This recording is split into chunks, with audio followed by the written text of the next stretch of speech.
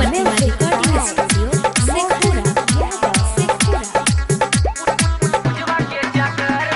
कहा तारे भैया जी न रहे देहब घर में, कहा तारे भैया जी न रहे देहब घर में, कहा तारे भैया जी न रहे देहब घर में। चार बेरी वो रहनिया देले दिन भर में। हो गई कंगाल हम ता जुलिया के चक्कर में, हो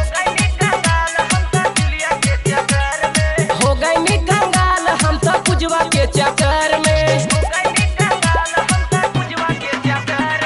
पढ़े के उम्र में हम घुमानी रहाड़ में, गिर गईल पानी अब तो करो नजर में। हो गई कंगाल हम तो जुलिया के चक्कर में,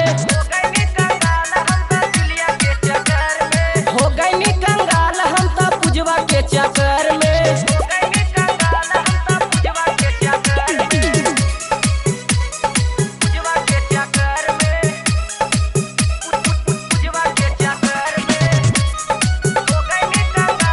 मिक्स बाय शैलेंद्र बाबू।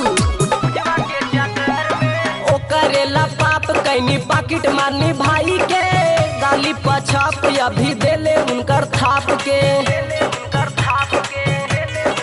कि हम तो अपने ही घरबा में चोर भइनी, बटे कर्ज लगैल कर्ज खोर भइनी। मान कर डूब जाई गाँव के इनार में, मान कर डूब जाई गाँव के इनार में। हो गई कंगाल हम तो जुलिया के चक्कर में,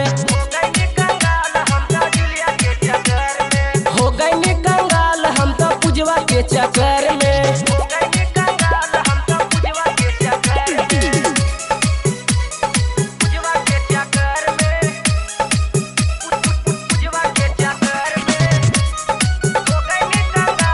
मिक्स बाय शैलेंद्र बाबू। जीवन अरुण के बबी गाड़े में हाथ हो, बारह तखी सिलेंडर देले ना साथ हो। भाईले नीतीश न घर के न घाट के, अब तक कजली भगाई देले डांट के। रड़ुआ का हाथ बानी काजल के चक्कर में, रड़ुआ का हाथ बानी काजल के चक्कर में। हो गई कंगाल हम तो पुजवा के चक्कर में, हो गई कंगाल हम तो जुलिया के चक्कर में। पढ़े के उम्र में हम घुमानी रहाड़ में, गिर गईल पानी अब तो करो नजर में। हो गई कंगाल हम तो जुलिया के चक्कर में।